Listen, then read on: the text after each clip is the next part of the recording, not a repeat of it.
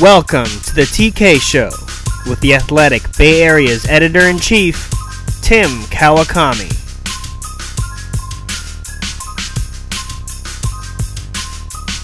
All right, everybody, Tim Kawakami here, TK Show.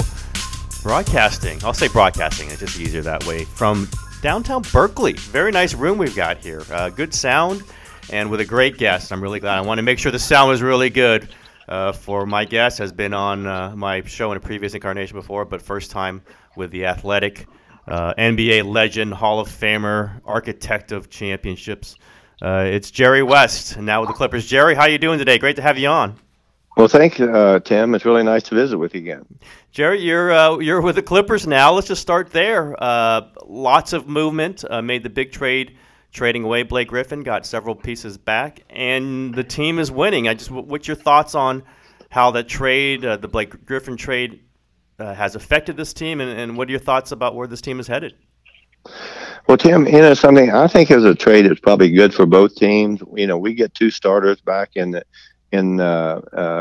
deal. Blake, great guy, someone it's impossible not to like. He plays hard. He competes every night. You don't have to ask him to do that. But we've got a team now that's a little bit more versatile in terms of scoring. Tobias Harris, we got back from the Pistons, has been really good. Can really pass the ball. He can shoot threes. Obviously, he can get the ball to the basket and get the free throw line.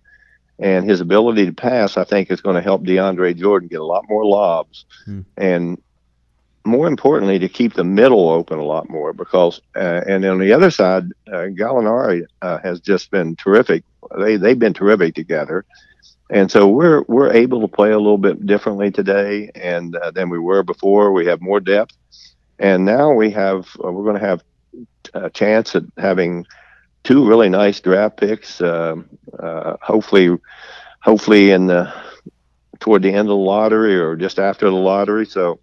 That's always nice, and particularly if we can do a good job there, our scouts and the people in our basketball front office. If a good job is done there, we've added some youth, and going forward, we have an opportunity to be involved in any kind of a chance to sign a free agent of some substance, and it was a good deal for us, but it's also a very good deal for the Clippers. For the Pistons. Totally different players, Blake Griffin and Monta Ellis, but it couldn't help but notice one of the first things the Warriors did when you got to the Warriors was help to make the move to trade Monta Ellis for a package involving Andrew Bogut. You get to the Clippers, and the Chris Paul thing was, I guess, kind of happened on its own, but. Is the Blake Griffin move in your way, any way, kind of parallel or analogous to the kind of decisions you helped make when the Warriors moved Monta Ellis? Well, similar but not. When Monte was there, he and Steph were a terrific backcourt. They were, but they didn't complement each other, and I think everyone within the staff knew that. And I was always a fan of Monte. I saw him play in high school. And saw him get drafted early, saw him have a terrific career. But I don't think anyone in the organization felt like that was a good match for us. So we got a defensive presence. We felt that Klay Thompson was really going to be a very good player. And so it was a deal that was kind of the start of the reconstruction of the Warrior team. But you have to give a lot of credit to Larry Riley, Bob Myers, and the other people involved there. And also to Joe Lacob, because I think it was a tough deal for him to make. Mm-hmm. And I'll never forget when they had a night up there for Chris Mullin, and they were booing Joe after the trade was not made. And I'd called him the next day, and I said, Joe, about 2 years, they're going to be applauding you. And I said, no one likes to be thought of ill, but say he landed in a good place for himself, and the Warriors. All of a sudden start taking off, and Steph Curry, two-time MVP after that, because he had someone in the backcourt that complimented him and someone who was a bigger and better defender at that point in time. So those kind of things are good for teams, kind of jumpstart different direction. And there was a lot of good things done up there during my time up there. And you have to give credit to Bob Myers, his staff, and again, the ownership. They did a great job. I remember when the Warriors brought you on, Jerry, and I wrote, this is a team that's signaling it wants to take some risks, and you have to take risks to be great. And I think that's exactly what you brought to the Warriors. And I know you mentioned Bob Myers, Joe Lacob. These are guys that were going to try to aim for the highest, but you helped instill that in this franchise. Do you think that's part of what you brought to the Clippers, or tried to bring? That you can't just stay the same. You want to be great, and you do have to take risks to do that. Well, I don't think anyone wants to be mediocre. I think eventually you work for the fans, okay? You really do. And I've always said, when I was a player, Tim, somebody said, how as you approach the games, I said, number one, never not go out there not prepared and willing to lay it on the line every night. Not one night, but every night. And I think it was, for me personally, it's been a carryover in the sense that, as a basketball player, sometimes, you have to face the harsh reality that your team is not good enough. And if it's not good enough, sometimes there's players that get traded that are your friends, people you care about. And I think in most cases, a lot of times, people think that you really don't care about the players. It's hard to trade players. It really is. It's one of the most difficult things there is. And it's almost like telling a player goodbye because he's not quite good enough to continue his career. There's one opponent you don't defeat. That's Father Time. And I think everything that's been done, I think the best risk takers recognize early that, we need to do this to get better, and to have a team for the fans. They can come out and appreciate and enjoy every night. And that's the most difficult task. And to have 2 or 3, 4 great players in one team is remarkable. It doesn't happen very often. But I do think the Warriors are going to be challenged this year. I really do. I think Houston is awful good. In the regular season, they're not going to lose a whole lot more games, I don't think. They're really playing well. But I think the real true test comes in the playoff. It would be hard to bet against the Warriors with the 4 players they have there and the experience they have, and to have 2 enormous talents. Kevin Durant, I don't know. Obviously, he's one of my favorite players I've ever watched play. His size, the efficiency that he plays the game is scary. And then you have Steph over there, your next door neighbor kid. Let's go play with him. Like, and you get out there and you find out, oh my God, this guy's a killer. But pretty unique combination of that. And then the complementary players in their own right, they're great too. Klay Thompson, he just plays and never seeks any credit. He just plays and really competitive. Draymond, the guy that drives the horse. They've got some really unique players up there, and it's still fun for me to watch. I watch them play. I root for them because I know some of the players, and obviously I know Bob very intimately, and a lot of people that work in the front office up there. So it was a lot of fun for me. But at the end of the day, the teams that do best are the best risk takers, and the one that can sort of look into the future a little bit. Those are the ones that do best in this league. And it's hard to make change, but you do have to make change. But you have to have a plan to allow you the flexibility to do it. And now with the Clippers, we have some flexibility going forward, which I'm very excited about. Well, I'll ask you a little bit about the Warriors. You talked about them still being in good shape in this league, but now they're the number 2 seed, which is a little strange for people around here to accept. They talked about it being tired. There's been 3 long trips, obviously, to the finals. A lot of games, a lot of wins. Do you think some of the, you were out, your Lakers teams went to 4 straight finals, if I try to remember right, when Magic. Right. I mean, right. Did you see a wear down? Did you see, a toll being taken just by going year after year with back to back like they did, like the Lakers did, and like the Warriors are trying to do? No, not really, because we had some enormous players here, and probably we might have had 6 All-Stars on the team at any given time. And it was just a different era then. Players weren't, it's pretty easy to play in the NBA, except some of the time the travel gets a little bit more difficult. But you don't have to play 3 nights in a row. You don't, they're just things that the schedule is much more favorable to a player. But again, unique talent sometimes with all the. I think the thing that would probably make me more tired today was dealing with all the media around. And I think the players hurt themselves by all the social media that they put out there, because the more they put out there, the more questions they're going to get asked. And knowing Raymond Ritter up there with all the requests you get from the Warriors, and he and I have been friends for years, it's amazing how much you have to turn down, particularly to talk to the people that everyone wants to talk to. But again, a lot of that is created by the social media that they're putting out there.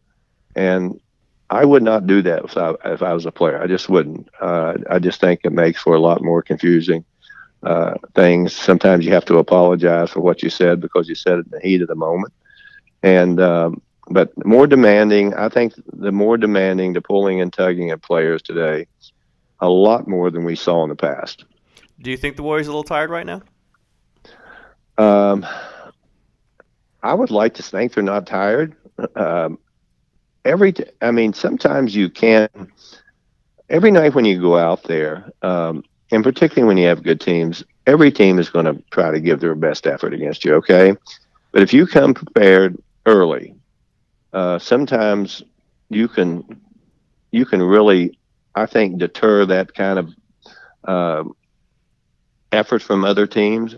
But I watch all NBA games, but when watching the Warriors this first quarters, they've been behind so many times. And that's when it takes a toll. When you start every game, you just have to dig out of the hole. And they're good enough to do it. And they're good enough to win by margins where other teams can't do that. So to me, it's been, it's been interesting to watch. I don't think their bench has played as well this year they have had hope for. And I think that's going to be, at the end of the day, that's what's going to be important when they play the last, 20-some games they have to play. But this is the time of year, I think, just a few days away from the wear and tear of practice, sometimes even seeing your teammates every day who frankly, you love. You can't wait to see them again. But it's a hard time of year for all teams, and particularly teams that are the upper echelon teams. Let's talk about. We've talked a little bit before about your decision to leave the Warriors, Jerry. But how tough was that? I mean, I remember you in that locker room after they celebrated after Game 5, and you were a little emotional. Was it a tough decision to walk away, or was it just clear in your mind that you had to leave? Tim, I had to say it was the right thing for me.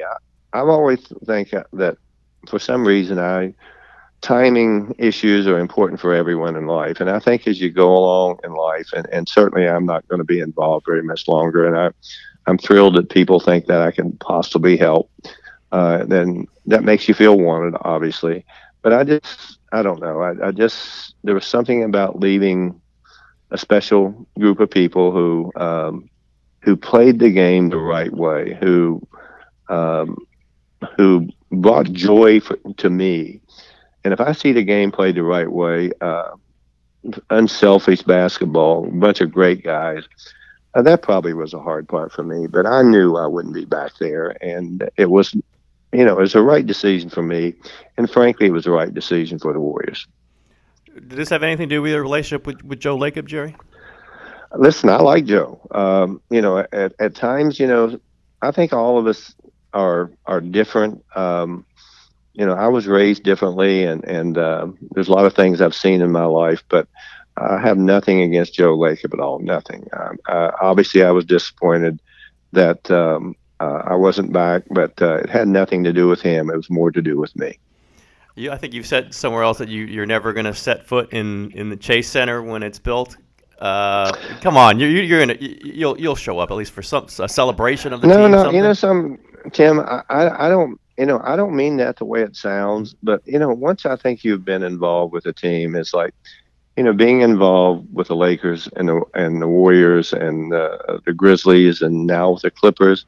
If the Clippers play the Lakers, I don't go see those games. And if a Clipper play the Warriors, I don't go see those games. I do watch it, and but I don't know. There's something about it. The nostalgic part of a person's life as you get older is the memories you lived in your life, and I think the memories that you have when you're older, not younger, are much more intense, and the feelings are much more intense. And it's just best that I don't go to see either one of those teams for me personally. But you had a lot to do with building that arena, Jerry. I mean, do you have some pride in that? Do you have some pride that this thing's going up? And I know you were involved in a lot of discussions on this. Well, I think for the again, some of the ownership people I know pretty well up there. I'm thrilled for them that Joe put together a great ownership group, and they were so easy to be around, and they had the same vision I think that Joe's had to do something really special, and they have a special team, and I think that they will miss that arena in many ways, but I will guarantee you, even now when I listen and watch the games, the noise there for those people and how dedicated they were. Will they have that same kind of vibe in the new building? I don't know that, but as I say, that arena is Oracle. My goodness, for fans, I don't know if you can have better sight lines for an arena. There's something special about that place, okay? And the fans there were just terrific. And sometimes when you move, do you get the same feel? I don't know. But this is going to be a beautiful arena, every amenity that you could want. It's going to be a place where everyone I know should go see. I've seen all the rendering. I kind of watch it online being built, and it's pretty cool to watch, that's for sure. Well, you really felt the Lakers kind of changed when they moved from the Forum to Staples, didn't you? I don't think there's any question they changed. I had to say the Staples Center is not the best venue for fans, okay? And I always think that the closer the fans can get to the players, and this arena is built specifically for a basketball team, and more importantly for other events. And the concept and the Rick Welts, Peter Guber, and Joe, and other people who are involved that are behind the scenes that no one really knows, who have done a lot of legwork to get all this put together. And I think the thing that makes it even better, there's no public funds involved, which I think is really fantastic. And I know it's going to be a beautiful arena, and I'm sure everyone's going to enjoy it. Hopefully the team will match the arena. And I will tell you one thing, players do get excited about playing in a new arena. That's for sure. They do. Jerry, I'm seeing you in the front row in a lot of games, the Clippers, which we didn't see with the Warriors. You're showing up there? Is that something that Steve Ballmer's asked you to do, or? Well, as I say, you know what? I would like to because the Clippers are a tenant. Okay, they don't have a suite there. Yep. I would rather sit away. I'm honestly, I just am not really comfortable sitting down there, but I really can't sit in the stands. And people are wonderful that. They want to come up and converse with you, take pictures, and sign autographs. I don't think it's fair for the other people around.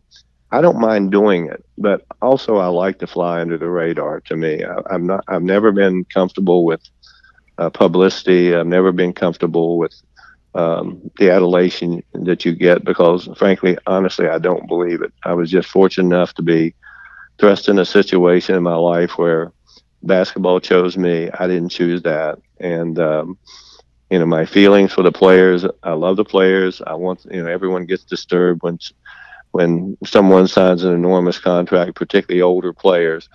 I'd like to think that the byproduct of the players in our era is what you see today. And the enormity of the salaries going forward, the game is growing. I think it's going to be a game that surpasses almost all other sports. I really do. Yep. I got to ask you about the referees and the players, Jerry. Lots of talk about that. Have you just noticed the increase in hostilities, and do you think it's time this kind of has to be walked back a little bit? Well, Tim, it should be walked back. Civility and respect are two words that I would say would be the most important words if I were in a meeting with if I were a player in there. And it's caused by, I think, the excessive amount of bitching and complaining by both players and coaches. I have no idea how many games in the NBA are decided by technical fouls, but there's a number. No one ever pays any attention to that. So when players continue to put their teams in jeopardy, coaches put their teams in jeopardy, and I never dreamed that the Warriors, I think, with the quality and class of players they have and coaching staff, I think they're leading the league in technicals. That makes no sense to me. I think those people should be better than that, and show a little compassion for referees. It's the most difficult game there is to officiate by far. I saw a play where they were playing the Warriors. Russell Westbrook falls down. I mean, that's absurd. And if I were an official, I would say, hey, look, I missed that call. I'm embarrassed, but I made it. And I think when you get officials who the average fan doesn't know, they get graded after every game. They also get fined. And so they're under tremendous pressure. I do not know how they keep their composure sometime with players that are yapping and complaining, gestures, hands. To me, again, respect. Have some respect for them, and they'll have more respect for you. But it's gotten out of hand. It's not fun to watch. It's just not fun to watch for me. Players should be better than that. All right, Jerry, we're going to wrap this up, but I'll ask you. I've asked you for your favorite restaurant before. I think it was Dantana's. Was that? Am I right there? Say that again. I asked you for your favorite restaurant before, and I think it might have been Dantana's. I might be wrong there. No. In Los Angeles, Dantana's. I've been going there for years, and it's kind of a clubby old place, but I don't know. It's just fun for me to go there. It's a different kind of crowd. You can have celebrities there. You can have everyone there. And it's just a great place to go, and it's one of those unique places that's been around forever, and it's never going to go away. Classic LA is what I think of it as. Just absolutely classic LA. Well, listen, Jerry, really, as you know, I always enjoy talking to you. Great to have you on, and continued success for the Clippers. It's a fun team to watch now. I'll just say that. It just looks well. They are playing well, and it is a fun team to watch. And again, hopefully, it would be great if we could get in the playoffs and have a chance to play the Warriors. There's a bunch of teams close together, and I was hoping last night that the Lakers, that the Warriors would beat Portland, and that would put us back in the playoff, and we're just right outside. But there's 5 teams there fighting tooth and nail. So second half of the season should be, filled with a lot of fun and more importantly, a lot of great competition. Warriors Clippers first round, Jerry. That would be something. My gosh, I would love that. Okay, I really would. And obviously, I know how I'd be rooting for into my heart, but I still love my time there.